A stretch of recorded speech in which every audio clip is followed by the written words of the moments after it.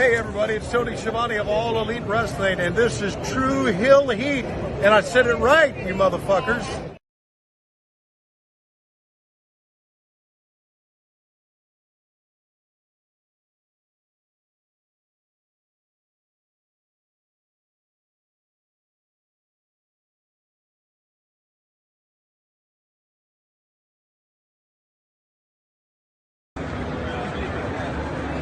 Alright, ready when you are. Hey guys, I may have go away heat, but these guys have true heel heat. So you better listen to the podcast or else I'm gonna kick you in your fucking cock and balls. I'll get it.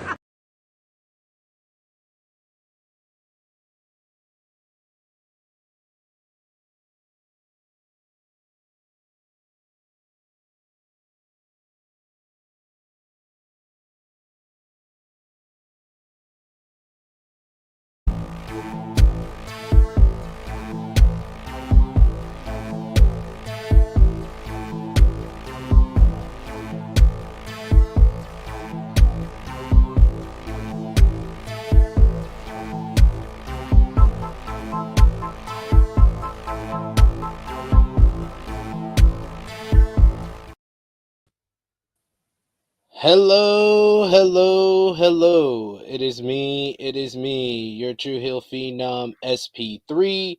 We are live on the True Hill Heat, our sports and entertainment YouTube channel, as well as True Hill Heat's Facebook and Twitter for our Daredevil Born Again Season 1, Episode 8 review.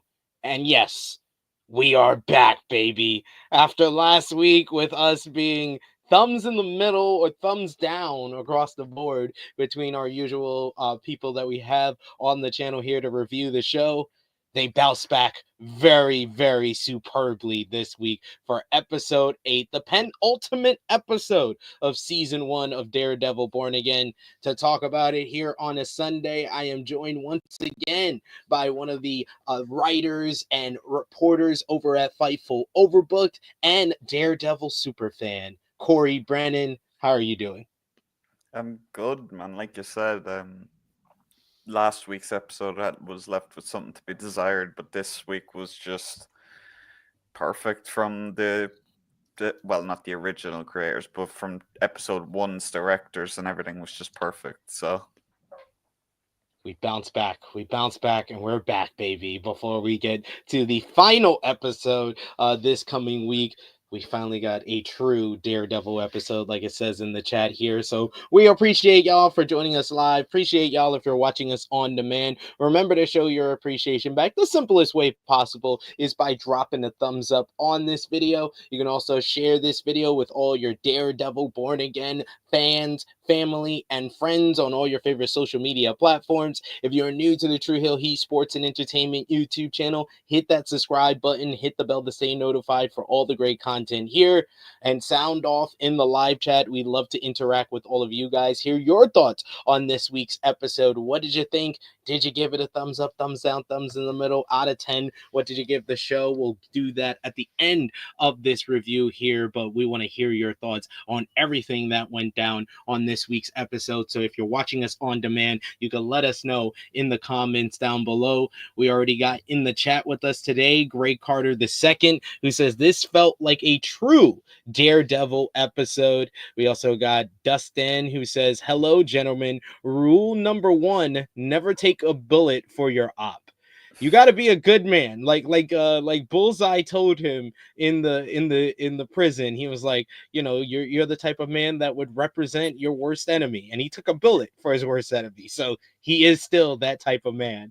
And we also got Power Driver Finisher, who says, spoiler, honorable MVP, Fisk's assistant dude, Daniel, just being whatever position he got just handed to him, got him honorable MVP off pure luck. Daniel is he might be my favorite side character on this entire show, Corey. And just when we were talking about, what was it, like 3 weeks ago, that they were doing a lot of focus on the side characters, this episode here had all the side character goodness we've been wanting. Like, every single side character that was featured in this episode had more depth and more personality and more just everything than they had in, I'd almost say, in every other episode combined, nearly. Just one of those episodes where like you just kind of look at it like, well, I said after the bank heist episode, I was kind of like the writers and everything behind that must be looking like, see, we can do good stuff. And then episode 7 happened. And then this episode happened. And then it's kind of like, yeah, I get it now.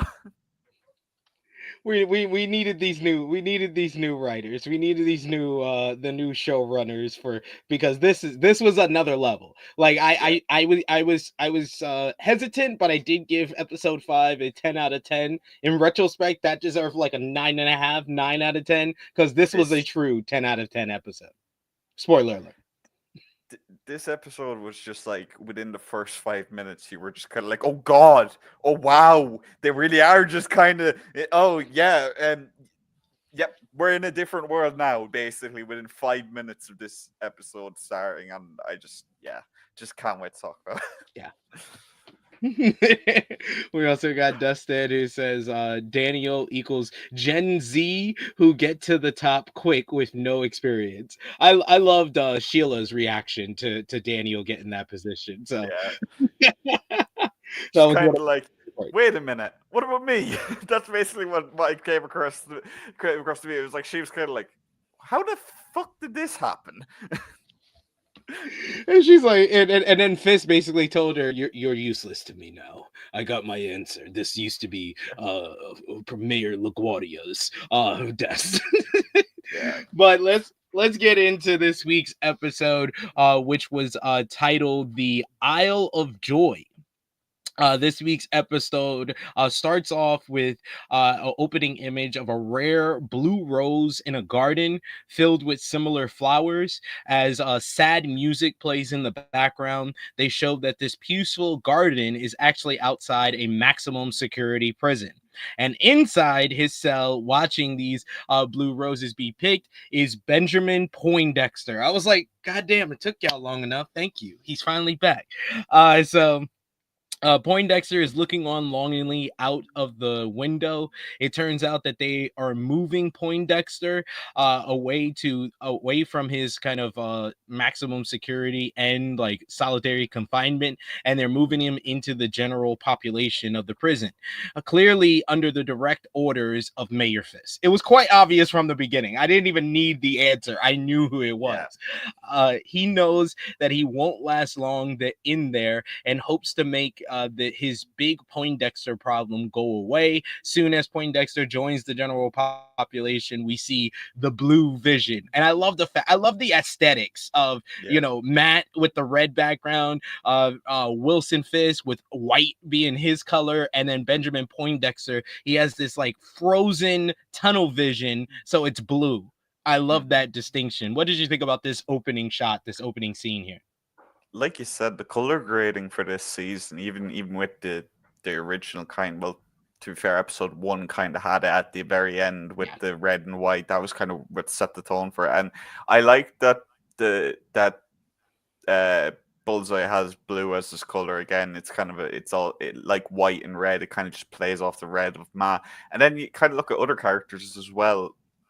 Well, not really other characters, but Punisher at least is more of a black, like even in his hideout in the one episode we've seen of him, it's just pure like darkness and kind of despair, kind of just going back to the character.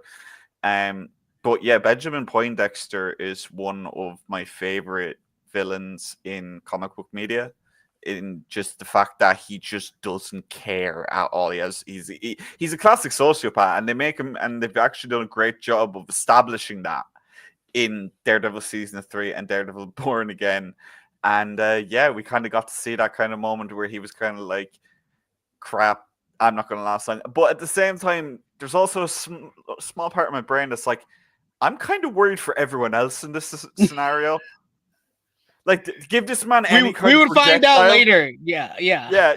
Any kind of projectile whatsoever. And it's like, so I don't think anyone's going to really fuck with him. Like, I get the implication what they're doing, but it also kind of falls a little flat because we know how resourceful he is. And, well, they showed that later. So, but yeah, just I'm so happy to see him back. I love his character. I love everything about him. I love that he has almost this.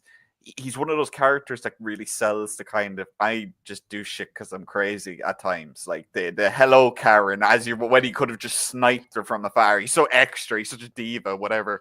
But just I just loved having him back, and the color grading, like you said, it was just the minute it went blue, I was like, yeah, they're really not coming to half-ass this. They're going all in on this episode, and just fantastic.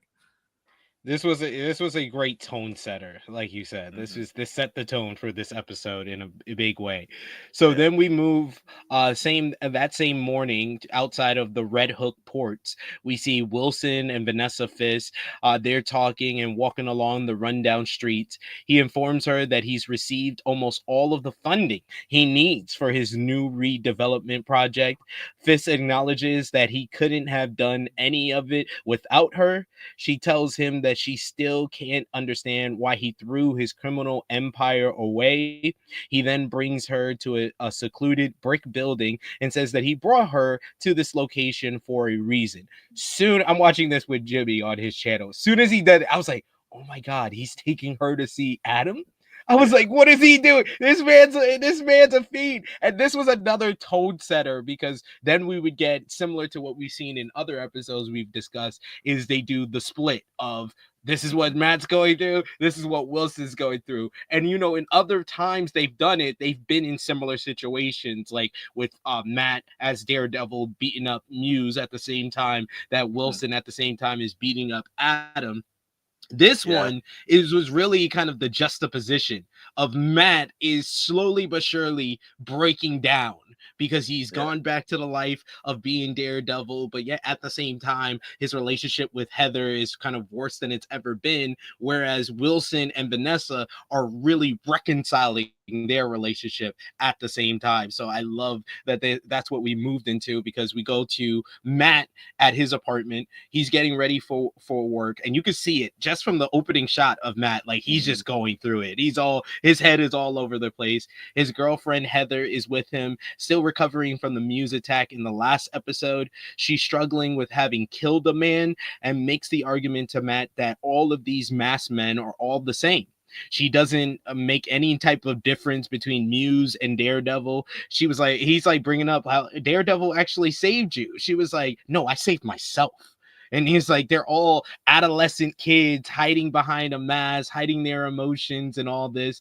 And this clearly agitates Matt, but he can't say anything because doing so would give away his big secret. Fisk's right-hand man, Buck Cashman, then knocks at the door looking for Heather. He offers Dr. Glenn an invitation to the Mayor Fisk's inaugural white and black and white ball. And this is how Matt learns that his girlfriend is probably Fisk's marriage counselor. So it took all season pretty much for him to put this together. Fully disgusted, he realizes that Mayor Fisk wants to co-opt her story as propaganda for his anti-vigilante crusade, and doesn't want any part of it. But he reluctantly agrees to go as her guest when she lets him know that the invitation is for her plus a guest, before he storms out of his house with the fakest smile ever. We'll just go to Matt's part of this whole scene first. What do you think about kind of the fallout from episode 7, where Heather's mind state is basically putting a lot of blame on Daredevil that he really doesn't really deserve in all of this? It's a trauma response at the end of the day. Like, she's having a trauma response to the fact that she was nearly killed, and she was literally like, I get where her character is coming from. She did, technically speaking, save herself, because I've seen a lot of people explain it as like, Daredevil wasn't going to kill him. He was just going to catch him and basically leave him to be arrested, but leaving Muse to come back later for her. But obviously, she killed him, triple tapped him, so he's not coming back. Well, we assume he's not coming back. But we don't know. See, I like this scene a lot because it really did show. I think they're trying to make Heather kind of someone that they can swap out in between seasons if they really want to, for Karen if they really, really want to. Obviously, they're bringing her back for season 2. So, but I like Heather as a character. I don't really find her to be this annoying person that everyone seems to find her to be. I think she's a realistic and grounded character. I think she looks at things through the eyes of a psychologist, which is what she is. So, like, at the end of the day, she's doing what she does. So Matt comes across paranoid in this scene, like freakishly paranoid, which is just kind of a testament to where his mind is at this point. Like you said, like he doesn't want to go to this ball at all, but at the same time, he knows. I think even in that moment, he knows he's gonna have to go just to keep an eye on Heather. But yeah, it's fun to see that penny drop for him, where he's like, "Oh crap, Fisk is doing it again." He has his grubby fingerprints over everything, and yeah, I think Heather came across, like I said, I do like her character, but a little bit. One thing that I didn't like was that she kind of just completely dismissed everything that happened between Fisk and Matt. That was one thing that I would like to see Matt just turn around and go, like, at minimum, Matt worked with Ben Urich. That's at minimum, and I don't know if it's well known in the universe or not, but BB knows, so that's. And we find out later, and also she's doing that, but we'll get to that later. But yeah, this scene was good. I like that Matt is unraveling still. It's interesting that they kept the unraveling going. Usually it would have stopped when he put back on the suit, but it's nice that he's still unraveling. He's still doing things he shouldn't be, and I want to talk about that more later, so I'm going to stop talking about it now. We got Power Drive Finisher makes a good point. He says, I agree with Heather. Punisher told Matt, when you put someone down, they get back up. When I put them down, they stayed down. She did save herself. Where, like you said, basically Matt would have just caught Muse and left him to be arrested, whereas Heather did pull the trigger that Matt wouldn't have done. And he says, leaving Muse alive, which Matt would have done, would have left open for Muse to come back and try to off her. Exactly. So I get where she's coming from in the end, even if it makes no sense for a psychologist to have this very, very extreme trauma response that she should know is a trauma response. But anyway, I like the character, so I'm just going to not nitpick. Yeah, I didn't not like Heather. I just didn't find her very interesting. But the whole Muse and her becoming Matt's type, really, because as we know, Matt's type is killers. He likes killers. Yeah. Elektra, Karen, like these are all killers. He's such an I can change her dude, isn't he? Like, I can fix her. That's literally his entire type. Captain Save-A-Ho. That's Matt Murdock. That's Matt Murdock in a nutshell. Yeah. Meanwhile, we go to Mayor Fisk, who reveals his truth to Vanessa. Inside Fisk's secret bunker, he reveals to Vanessa that he's been keeping her lover, Adam, as a prisoner there. He tells her, you see, I listened to you. I did not kill him, but I kept him here. Adam pleads for his life, stating that he didn't know about their relationship when he hooked up with Vanessa. She then tells her husband he's not part of us. As Adam begs for his life, Wilson screams for him to shut up, like a child, like a petulant child. He can barely continue, allowing him to live a moment longer. But he promised Vanessa back in episode 1 that he wouldn't kill him. If I cannot be with you, Vanessa, then I cannot be. Vanessa struggles with what to do next, as Wilson left a gun and a key on the table for her to make a choice.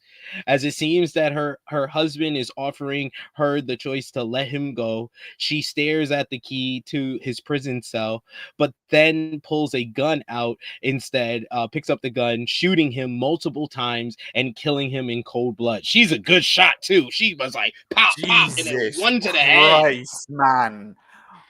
Like that sequence of her going from picking up the gun to executing him was like 10 seconds in length, because there was a brief pause and then the final shot just blowing his brains out was, holy crap, they really went for it. But this was like a little bit of foreshadowing as well for the big reveal at the end that Vanessa's about this life. She's about it. She's about it. We saw it in episode 1, but this was a little reminder that we needed for episode 8, especially with the reveal at the end of the episode. Just no hesitation, 2 in the chest, 1 in the head. Just I don't really know how to describe it other than it's just one of the most brutal kills that they've done in Daredevil, really. Just the entire show from Netflix and all. Really, the only one that comes to mind is in one of the early episodes, one of Fisk's henchmen putting his head on a spike. Basically, that's the only thing that immediately comes to mind for me. Well, there's a couple that Punisher kills, but you get what I mean. Just kind of like just the brutality of a gunshot kill. Like they don't mess around with it. It's not like in a lot of other MCU media where like they get shot, there's a little bit of blood, and then they just bleed out, but there's no actual bleeding out. It's very PG-13. This was just, this was the moment where I was like, holy shit, they're really going for it. They have decided, nope, time for all the lighthearted stuff to go out the window. Time for you to be really depressed. Yes, if you're a fan of Adam, you're not happy after this episode. She knows that if Adam lives, it would mean the end of their lives as she knows it. Fisk holds his wife, promising her to never leave her again, as her lover's dead body lies in his cell. It's all pretty dark and shows that Vanessa's soul is as dark as Wilson's, if not darker, as we would find out by the end of the episode. Across town, Matt arrives late to his office, annoying his partner, Kristen McDuffie. She says, you're late. He says, fashionably late. She was like, no, 10 minutes is fashionably late. 35 is just rude. And then she notes that he looks like he's been in a Pier 6 brawl, basically. But then she lets him know some important information, that Bullseye got moved to general population by Mayor Fisk, and that now he wants to talk to Matt, which completely just it escalates the whole breakdown of Matt, because we would see almost immediately what that is about. But first, we see back at Wilson's office, he is making he's talking to his team. Sheila reveals that in the wake of his new special task force taking care of their Muse problem, his poll numbers have gone up. Despite the civil liberties issue with what they're doing, Fisk reminds everyone that extreme measures work. He then promotes Daniel Blake to deputy mayor of communications, which shocks Sheila, as he's a little more than a kid. Is he setting him up in case things go south? We don't know. We'll see. All Mayor Fisk seems to care about is that his desk was once owned by Mayor LaGuardia, as he was like, Vanessa looked into it. This was Mayor LaGuardia's desk. Basically telling Sheila, I didn't need you for that, and I don't need you at all. You're expendable. Yep. For him, it's all about the symbols of power and making them his. Actual governing interests him little. So, what do you think about Daniel's promotion and Sheila's response here? It's just good. Like, I really like the Fisk scenes where he has to do all the mayor stuff, whether it's stuff like this or whether it's we built this city stuff or stuff like that. It's not just funny because it's like he's a big man and all this stuff and that, but it's because we know what he's capable of. So watching him have to like do all this stuff is almost like beneath him, but at the same time it's something that he's always dreamed of. Pretty much, it's going back to season 1. So I liked it. I like the scene. I like Sheila's character. I like that she's kind of she's almost like an audience surrogate to what's going on in Fisk's life. She kind of defended Daniel earlier, even because the fans have been really liking Daniel as a character, partially because of the casting, obviously. But I haven't seen anyone say that they don't like the character, which is good because, as we know, the side characters had very little development up to this point. So it was nice to see that one of them at least had got fan approval. But yeah, like you said, the Fisk kind of just changing what the topic of the conversation is, because he just can't deal with Sheila at this moment. He just wants to talk about anything but what she's talking about, and wants to give Daniel the chance to it's very clear that he sees Daniel as a protege. in some ways. So like you said, I think you said, we talked about it before, where it's like he had that backfire with Maya. He doesn't feel like that's going to happen this time, when in reality he doesn't really have anything that could come back and bite him in the ass like with Maya. So that we know of. We all know that can change in a moment, but yeah, I like that there were small little tidbits dropped in this scene as well, where they mentioned that the task force is being sued, which naturally I feel is going to lead to Matt getting involved as Matt Murdock. He's took on Fisk before. It's going to be a big deal. Who knows what's going to happen, but we'll talk about that more at the end of this episode, I imagine. And I love the Buck Cashman saying vigilante crime.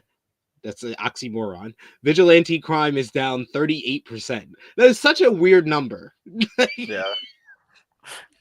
I like Buck as a character as well. He's another side character in all this. I like all of Fisk's kind of like entourage, if that makes sense. It's fun to see a bad guy have a layered kind of background team, even if before now it hasn't been as layered as was in this episode. Yeah, I think they did a little bit with in episode 7 as well, but yeah, we also got confirmation with that little conversation outside of Red Hook with Vanessa and Wilson. For anyone who was confused, because we said it last week that we figured that Vanessa set up Luca, but they confirmed that with the little conversation you had, and I didn't understand why people were Media confused literacy. and thought that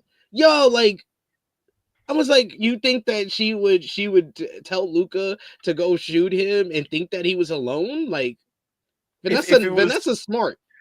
If it was supposed to be secret, you would have showed her shooing someone out of a room or something, just to show that she's actually backstabbing Fisk. You wouldn't just drop that at the end of an episode and then have Fisk go, I can't remember what he said, but would Vanessa like some food brought home, basically? Do you mind calling my wife so she can have some brushon? Like nothing about that showed that he was surprised in any way by the events that had unfolded. We've seen Fisk throughout. Fisk is not the kind to have someone betray him and then him go, I'm gonna taunt them. No, that man will have a temper tantrum right there. Food through the door. All this, that, and the other. Buck's probably getting some kind of backhand for no reason because he can't control himself. But like, so I couldn't understand where people were like, "Oh no, Vanessa's betraying him." No, just no. That is not the case at all. What are you watching that I'm not watching? Like, Vanessa is being portrayed as this very, very intelligent person. There's no way in hell she would ever betray Fisk in that regard. Even if she was doing it, it would never be that blatant. I'm sorry, just you're treating the character like she's stupid. I'm sorry. I wanted to talk about that last week, but then I missed the episode, so I couldn't. So I wanted to get that in there. No, you had to. I had to bring that up. That reminded me that I had to bring up that little detail. Yeah, Dustin saying it's clearly a lack of attention to certain details. Yeah. Pretty much. But then we go back to Matt at the office. Him and Kristen are meeting with one of their clients. Their client is basically wants to he wants to be a jerk, and he's basically exploiting these teachers. And when he lies, Matt just calls him out on it and basically insults him. He uses a whole bunch of big words that this guy doesn't understand, and then basically be like, we're not putting you on the stand to testify. He storms out, and Kristen asks what the hell is wrong with him. Why would he blow up a potential client like that? He said, I told you we shouldn't have represented them, but we are. So now you gotta play the game. He goes over all the injustices from recent episodes, talking about him. We get off Hector Ayala, and then the same cops that were working against him were the ones that killed him. Leroy Bradford goes away for eating caramel corn. Muse attacks Heather, and she has to kill him. And now she's blaming the people that saved her, and now she's agreeing with this, and tells his partner they aren't serving justice; they are just babysitting chaos, which is quite a quote. Such a good line. Just an amazing line, man. He says everything they do feels useless. Matt leaves the office and goes to Josie's bar in Hell's Kitchen, which has been closed since Foggy's death.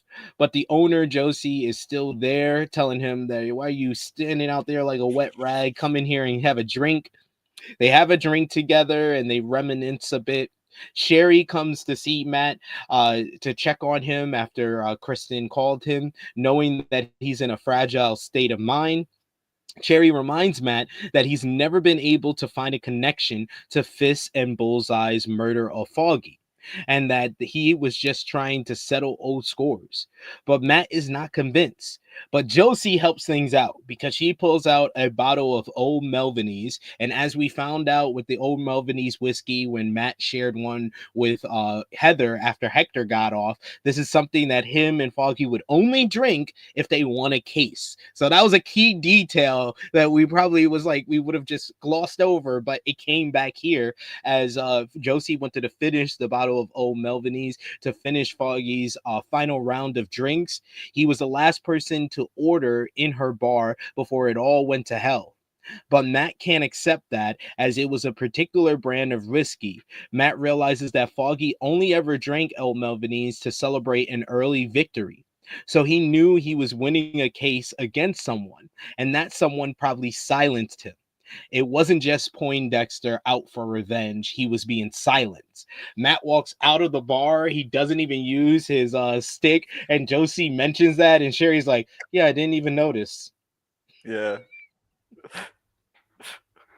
So What did you think about this whole scene with Matt putting the dots together here?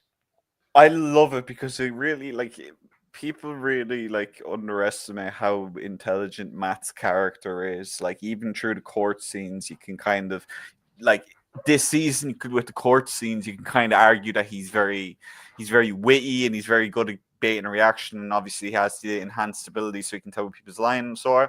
But he's also very intelligent, and he shows that here by making the connection. And when no one else did, Josie didn't, Cherry didn't. Obviously, Josie wouldn't know as much, but Cherry didn't. And Cherry's supposed to be the guy who would make that connection, mind.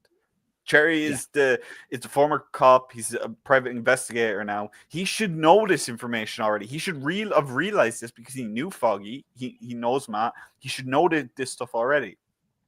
And I like during that scene as well, there's also, it's a bit suspicious as well because his look on his face when Matt makes the connection isn't one of kind of like, oh my God, that actually happened. It was kind of like, oh my God, you realized.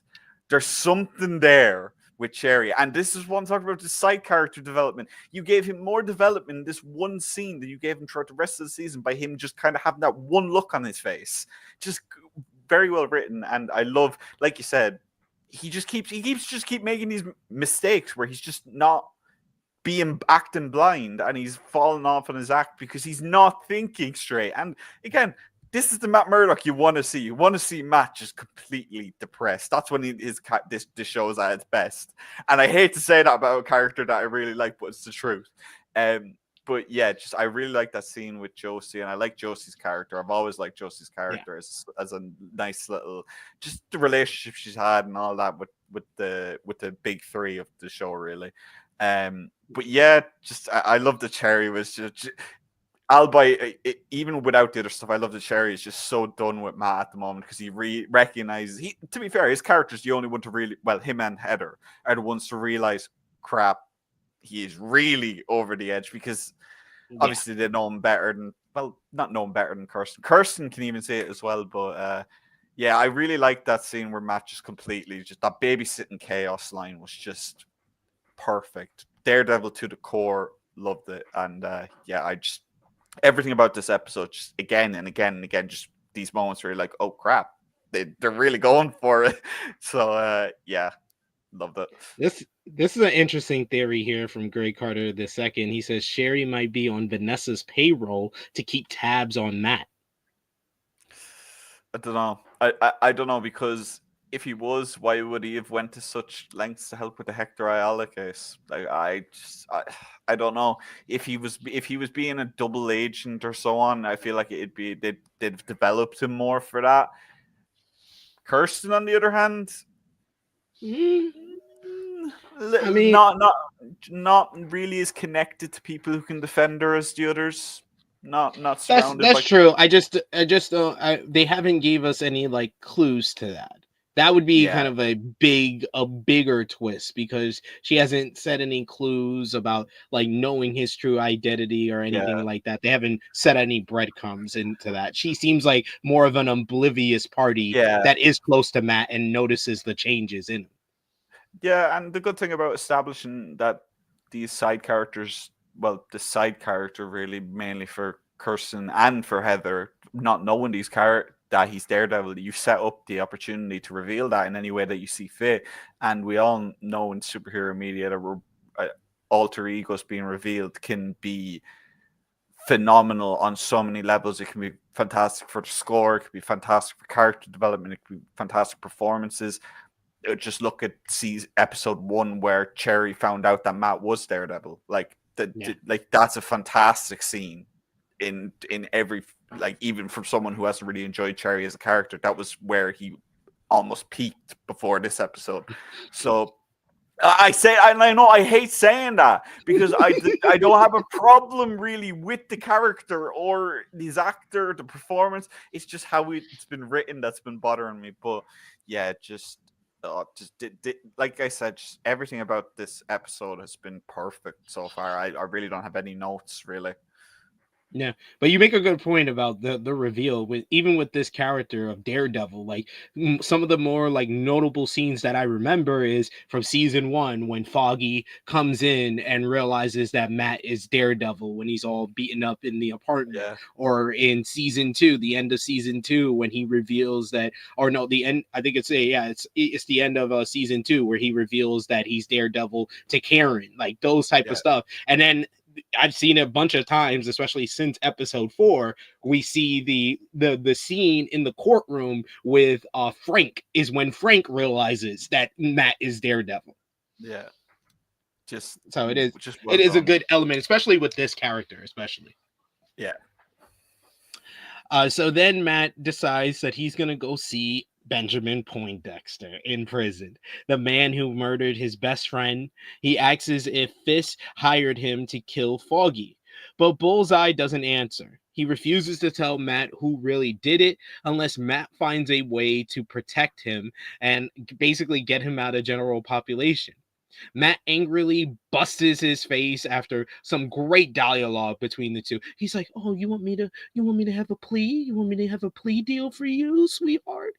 And Benjamin Poindexter basically tells him, "If you were a good man, you would defend even your worst enemy." And just him not wanting to give him any answers, even when Matt pulls at his hair and axes him, he just pisses him off enough for Matt to just bust his face onto the table several times, and then he tells the guards that, oh man, he went crazy and started slamming his head into the table. To be fair, even minus the fact that it's mainly him just snapping and kind of just he's just like more mistakes. There's a good theory going around that I actually could agree with, because even if Matt's in this kind of state, like we've said, he's very intelligent, he thinks ahead. Got him out with Gen Pop. Got him out of Gen Pop long enough, obviously, to escape, but in Matt's mind, it was to protect him. But again, not thinking clearly. And I just, man, just the thank you, counselor. Fuck you. Just perfect. Just that is one of my Perfect delivery. Just, I love these two so much. Just the fact it's like the Punisher scene where you just see them back together again. It's just so perfect, so well acted. The dialogue is perfect. Like you said, Matt just completely like you just don't see him do this. Like, you don't, everything he does in this episode is stuff that you don't see much of him doing, because he doesn't make many mistakes. He's a very well thought out guy, but just, man, I love this scene.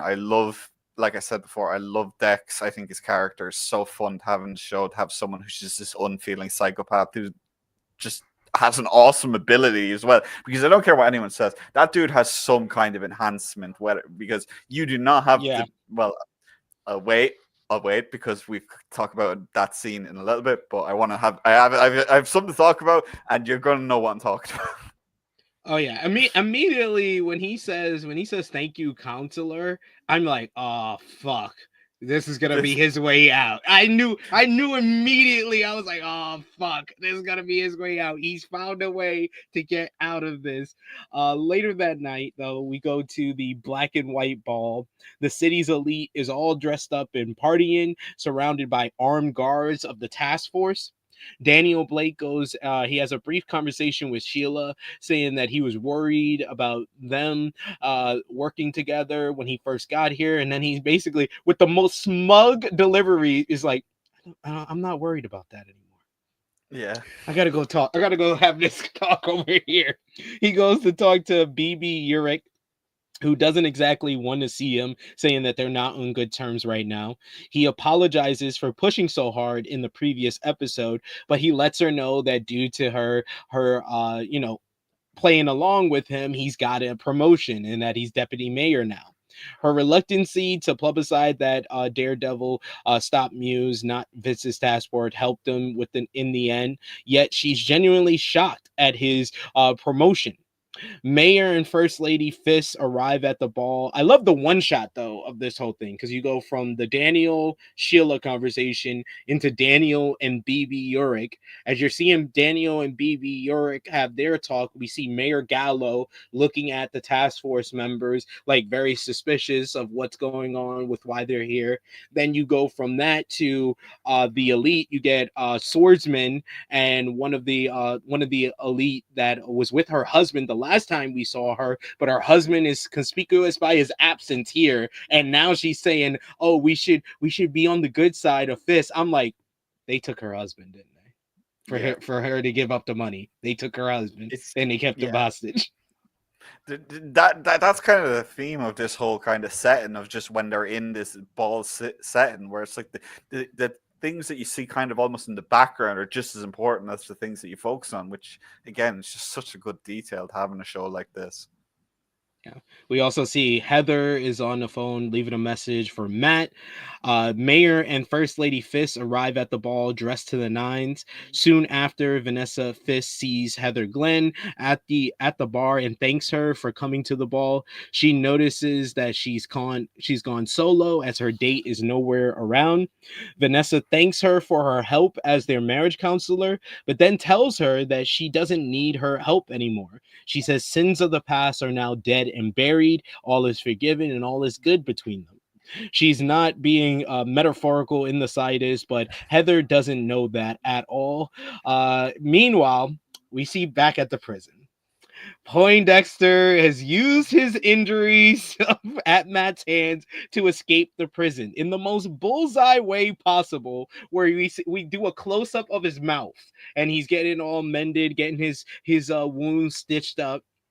And then the doctor walks away. The prison guard comes to lock his hands up, and he just smiles with a tooth in his mouth. And he's like, what the hell? He spits the tooth right in homie's eye. He then picks up two scissors. He throws it at the other guard. He throws it at the doctor right in the skull. And then we just see him stand up, and we see the blue vision of everything. Yeah. This was masterclass. This was a masterclass in how it was shot, how Wilson performed this whole scene. Benjamin Poindexter, I agree with you. Like, I feel like Daredevil in general has the best layered villains of any, except for the Hand. The Hand and Muse, for that matter. Muse and the Hand are two of the worst, but the two of the best is Wilson Fisk as Kingpin and Benjamin Poindexter as Bullseye. This was so Bullseye to a T. How this was all done was one of my favorite scenes of the entire series so far. What did you think about just Bullseye escaping? I mean, the dude has clearly got some kind of enhanced ability, because I don't care who you are. A normal human being is not spitting a tooth through someone's eye with just factory setting. I can't believe I just used that phrase.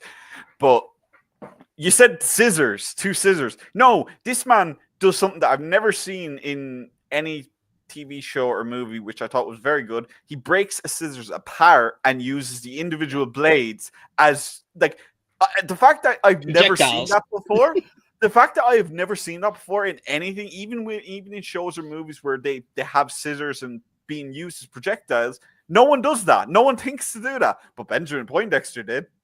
So like, it was just perfect, and it was just once again his ruthlessness, like just absolutely just no hesitation. The minute he gets free, just instant 2 kills right away, and yeah, the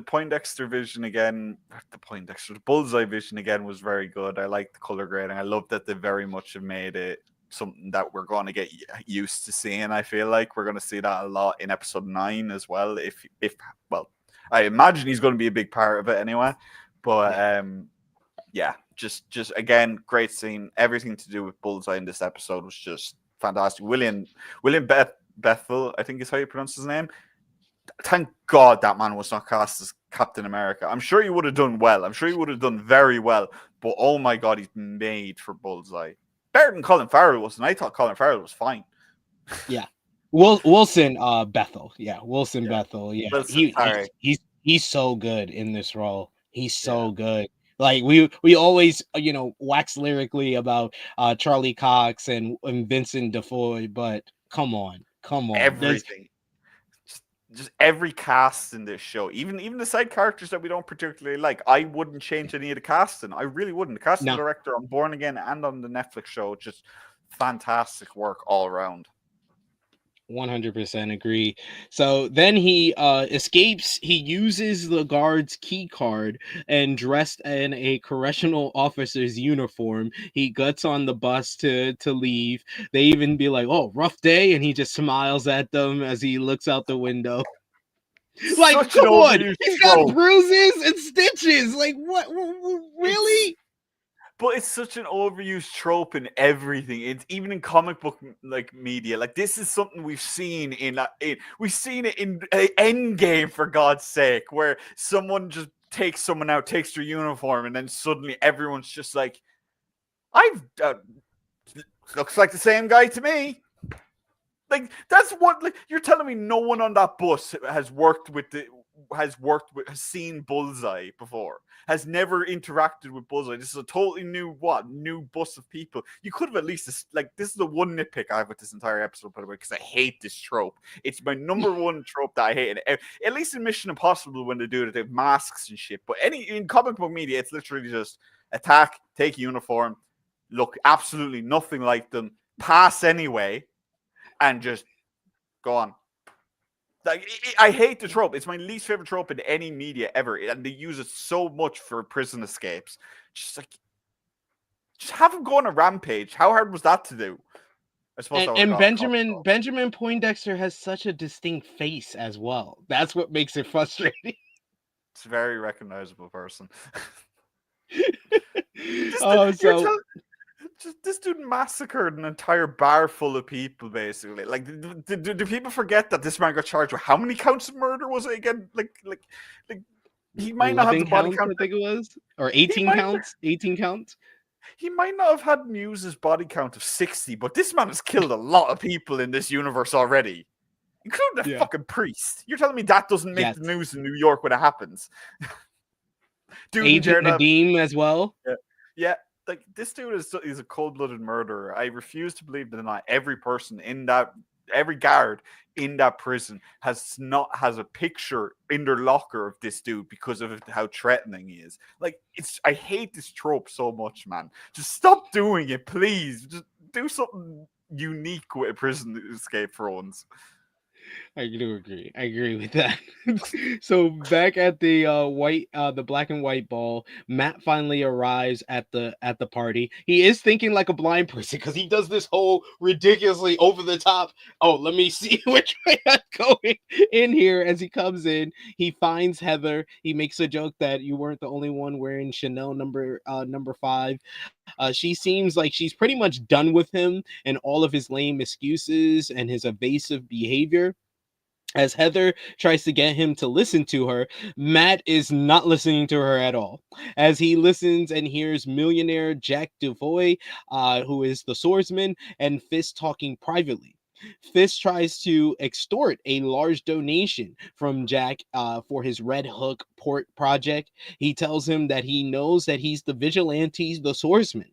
In his spare time, he has no choice now but to bend the knee to Fisk. At the same time, Officer Powell, one of Fisk's task force of crooked cops, finds a reporter who is dressed as like an attendant there or a server there with his cell phone out, and this is despite a strict no press rule. He takes him into the kitchen and savagely burns his hand in a deep fryer. His boss, Commissioner Gallo, has to see this go down as he tries to tell him, like, you're being too rough. He's enraged. He says that what they're doing is pure deflection of duty. But Powell reminds him that he doesn't answer to the police chief anymore. He only answers to Mayor Fisk. What do you think about Powell showing his true colors under the task force because he's been given carte blanche by Fisk? My only problem is it kind of moves away from what he said to Matt, and Matt listening to his heart after the Ayala killing. Like that was such a good scene for me because it established that Powell might not be the best guy on the force. He's corrupt in some ways, but he's still got something there to be left to the imagination. But in this episode, they just like, I feel like that was something that the old writers were trying to leave in to maybe have like a bit of doubt or something to like humanize him. And then the other writers came in and were like, no, he sucks. He's going to keep being an asshole. That's it. No redemption for you. And yeah, I have a feeling that, remember how I said about Powell might like by episode 9 he might be redeemed, and he might get redeemed in that episode. I think he's going to just be I think the Punisher's going to put a tire iron through his skull. Yeah, I think that footage that they've shown of episode 9, it's just like, I think Powell's done for, at least. I think they're going to move on from Powell anyway. I think Officer North, he might be the one who gets the redemption because of what they have him do in like the comics. Is similar. You could see the signs there.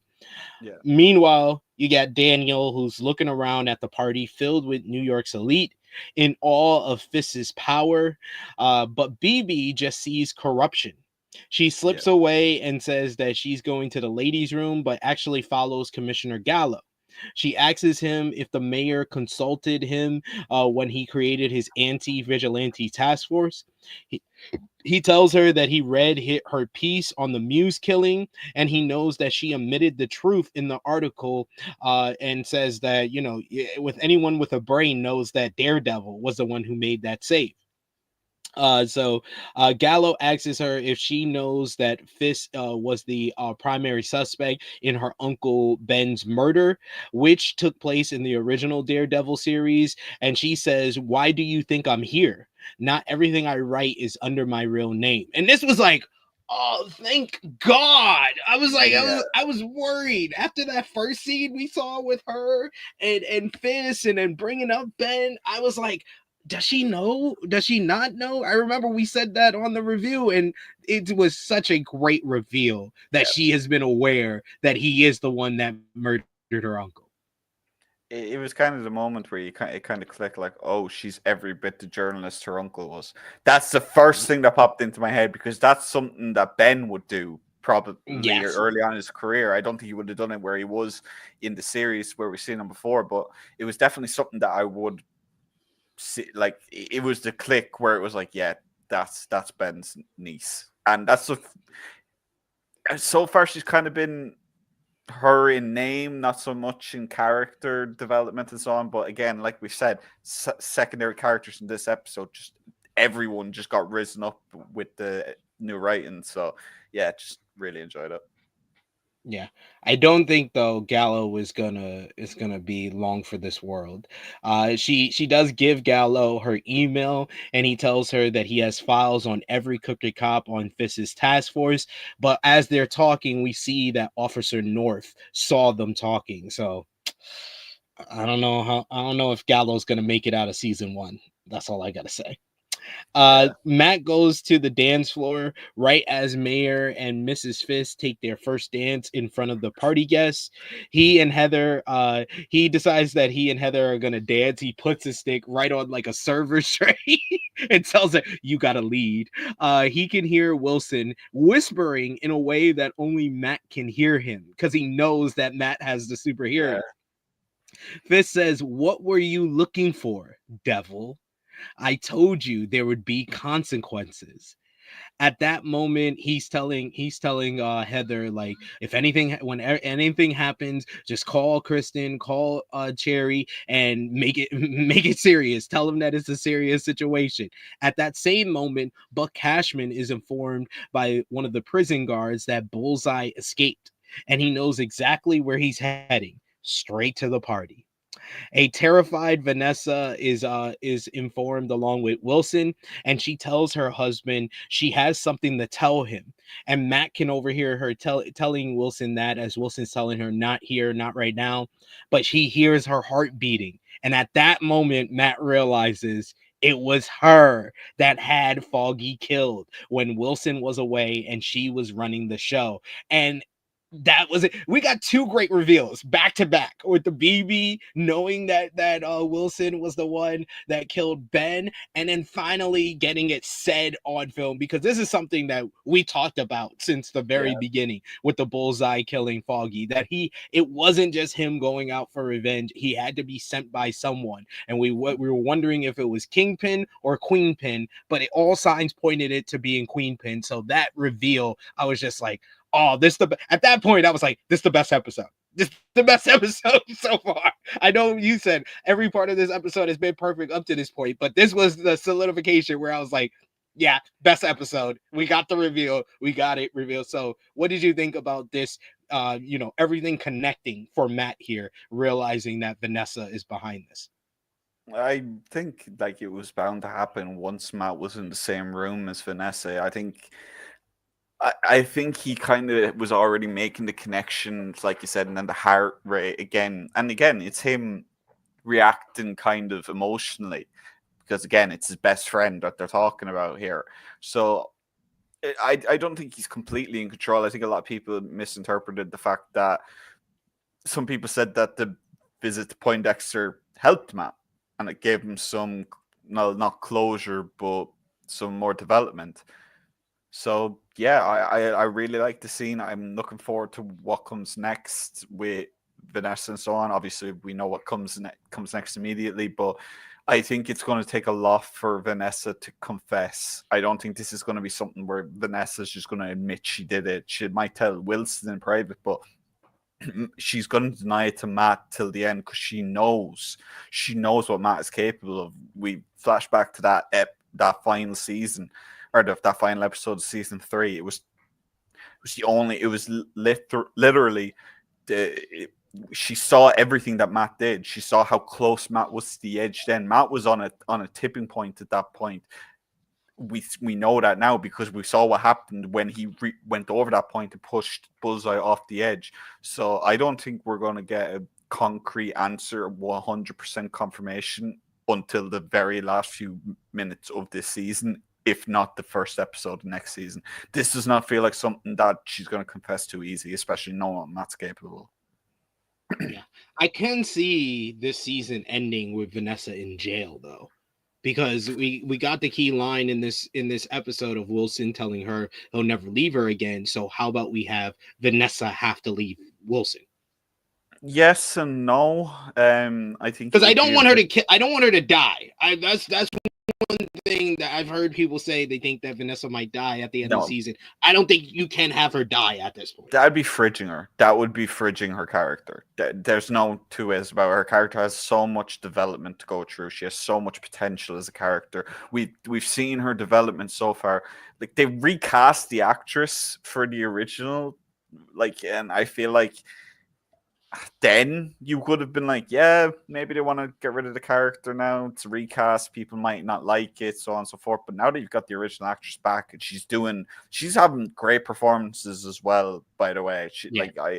I couldn't tell you her name off the top of my head, but she's been fantastic. She's been a great addition. as Queenpin, and just seeing her kind of just give in to this kind of, we kind of saw throughout the first 3 seasons that she's very, let's say, relaxed about Kingpin's criminal activities, but see her give in and become a part of it is just, Jesus, she really is intelligent as well. Like, there's so many intelligent characters in this show, and I really appreciate that. Eilert Zurer. I think that's how you pronounce it. Yeah. I'm gonna double check it. That's the actress's name. But yeah, she this was a big episode for her as well. Yeah. I agree. Matt realizes that Foggy's client must have known something about the Red Hook project, something that Vanessa Fisk wanted kept secret.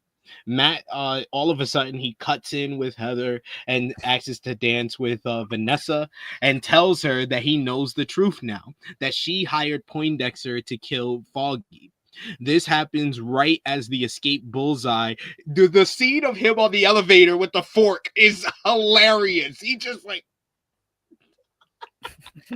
Then this happens right then. He appears in the rafters, dressed as security, ready to kill Fisk. He tells Vanessa that he knows the truth, but he asks, "Does your husband know?" And Vanessa, being the smug bitch that she is, was like, "Does Heather know that you're Daredevil?" And flicks at his tie. I was like, "Oh my god!" And she's telling him, "Keep it easy, calm down." But just as she tells him that, his hearing, we get the zoom in for his hearing. He hears the gun getting cocked by Bullseye. Matt has less than like 3 seconds. He jumps in front of a bullet for his arch nemesis Kingpin, just as Kingpin at the same time is like giving Heather all the hints in the world that Matt is Daredevil. She's like, "Have you ever wondered about your boyfriend's fascination with vigilantes?" He jumps in front of the bullet. You see the blood splatter on Fisk's white suit. As Matt has been shot, he takes the shot for his mortal enemy. As Matt lies there bleeding out on the floor, a traumatized Heather is at his side. The Fists are rushed out of the ballroom, and that's where this chapter ends. As we see, Bullseye is still in the rafters. The Fists are rushed away by Bush Cashman, who has his gun out at Bullseye, and that's how episode 9 ends, with Matt writhing on the floor, bleeding out, and we see the red color distortion right at the end because Daredevil is in his own personal hell right now. That chef's kiss, that final shot, and the music. The music was fantastic. The score for this entire season, the Daredevil motif is what I would call it for them.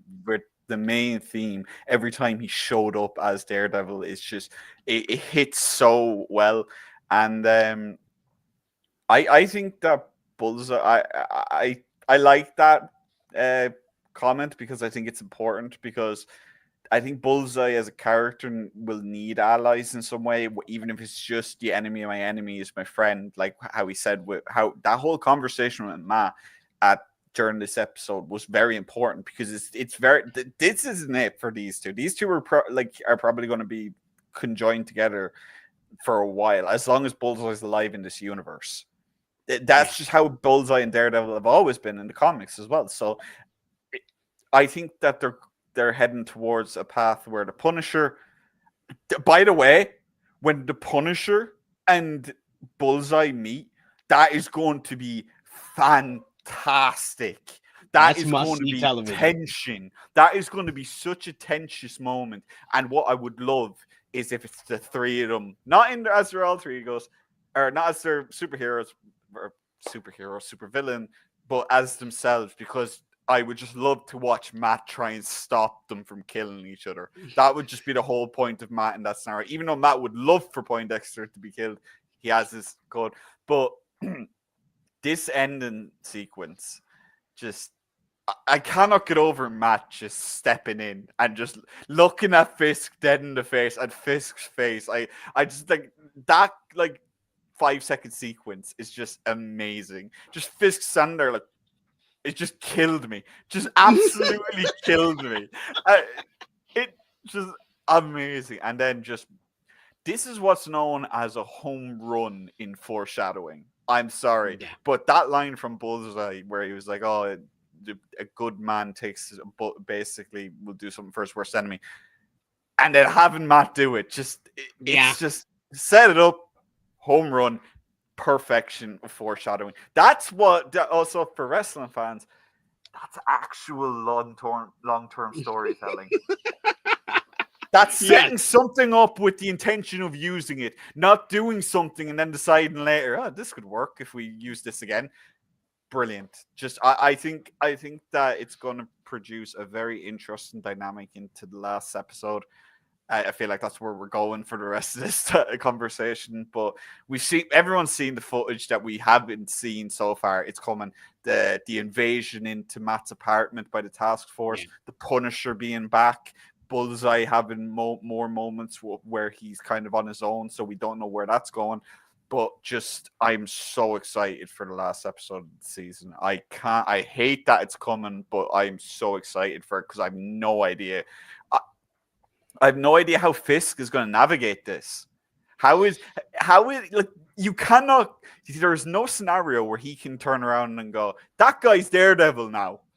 Like, what are you going to do? Turn around and go, "Oh yeah, you know that guy who jumped in front of a bullet to save me from a serial killer hitman? Yeah, he's Daredevil, and you know what I've been saying? He's a bad guy. He's still a bad guy, even though he saved my life. But we're just going to protect." We're going to just forget that. It'd be equivalent of Donald Trump being like, "Oh, that Secret Service agent that saved me, he's a bad vigilante too. Fuck him."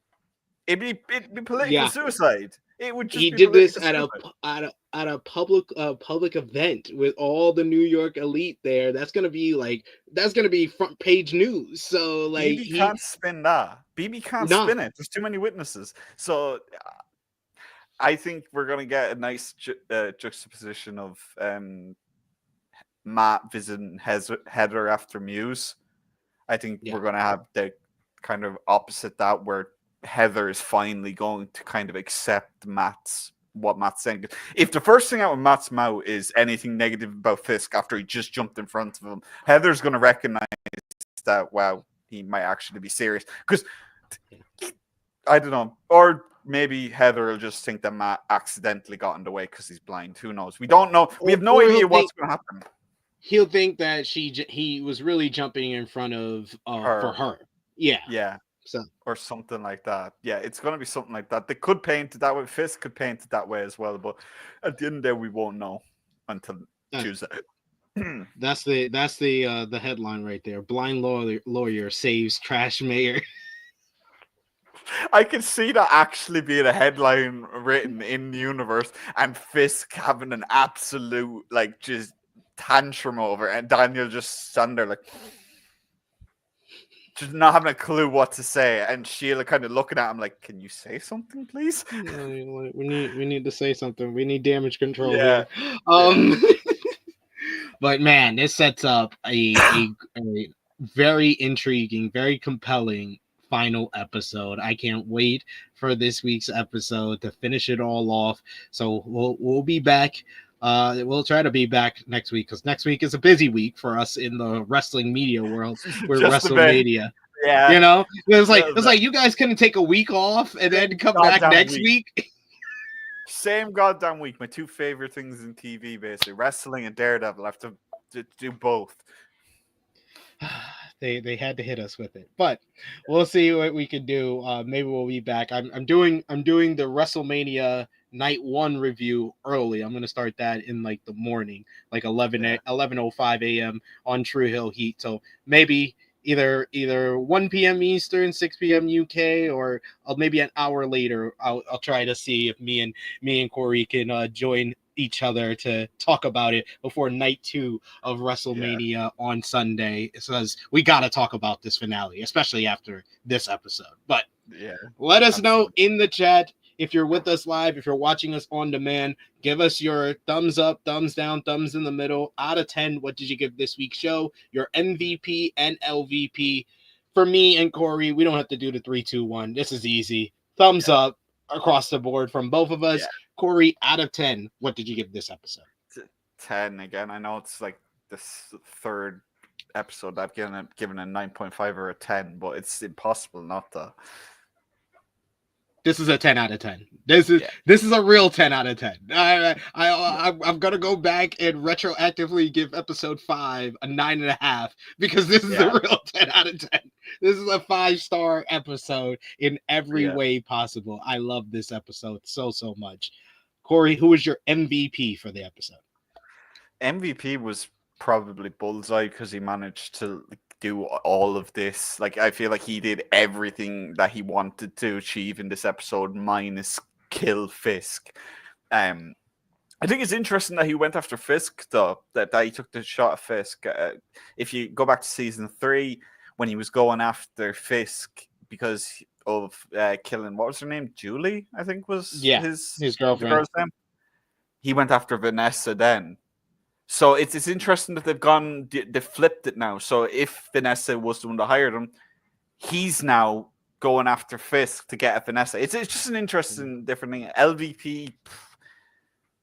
LVP probably the journalist who got his hand dipped in a fryer. That was pretty shit. That sucked. That sucked for him. Or Matt as the LVP. I don't like giving Matt the LVP because even when he's like completely falling apart, he's still such a good character to enjoy even as a good guy. So yeah, just a lot in this episode. It was a lot in this episode. We got MVP Bullseye, LVP Heather from Dustin. We got Power Driver Finisher who gives MVP to Bullseye, honorable MVP to Daniel. Daniel was looking good in this episode here. Greg Carter the second says MVP Bullseye and Vanessa, LVP that reporter and Matt.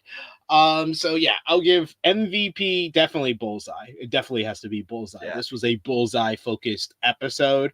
LVP, you're right. I'm not going to give it to Matt. I'm going to give it to Commissioner Gallo. Because he started off this season talking all bunch of shit to Fisk, and now he has no power, no control, and has to become a snitch. So, and I fear that next episode I'm going to have to give him LVP again because he's probably going to die. Honorable mention for LVP I'll go with as well.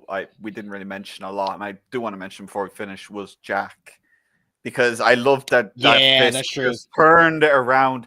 Gave him the exact same quote right back at him, and obviously we've all seen the gif of Fisk walking out after that man knew he'd done the business the way he wanted to, and I think I'm not going to spoil too much. I'm not going to spoil, but there's been reports about, let's say, more vigilantes in season 2. I'd like to see Swordsman have more of an expanded role because I loved him on Hawkeye. I thought he was a very fun character on Hawkeye, so I'd like to see more of him on this too.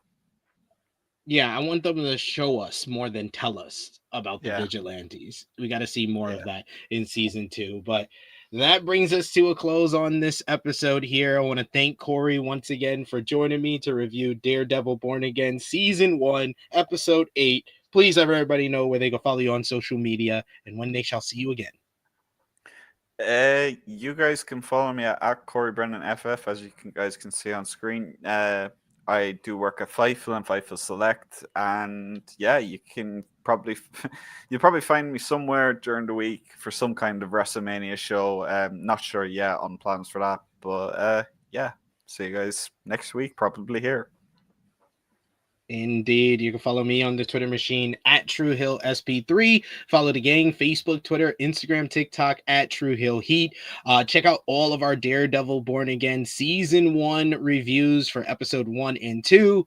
Episode 3, we had the episode 4 review, episodes 5 and 6, and last week we did episode 7. We also got our Power Book 3 Raising Kanan reviews for season 4, episodes 1 and 2.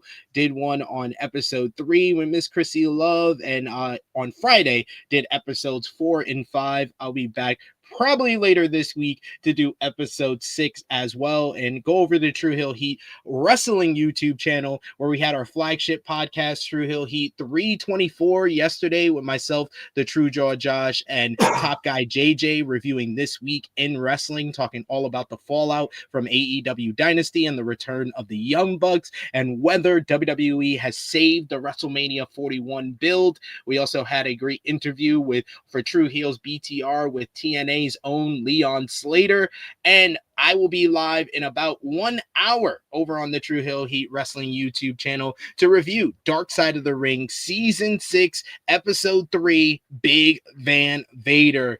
I'll be joined by J News for that, so join us live over there. But thank you once again to Corey. Thank you to all of you who watched us live. Thank you to everyone watching us on demand as well. Drop the thumbs up, share this video, and subscribe if you are new. But until next time, this has been our Daredevil Born Again Season 1, Episode 8, The Isles of Joy. We are signing off until next time.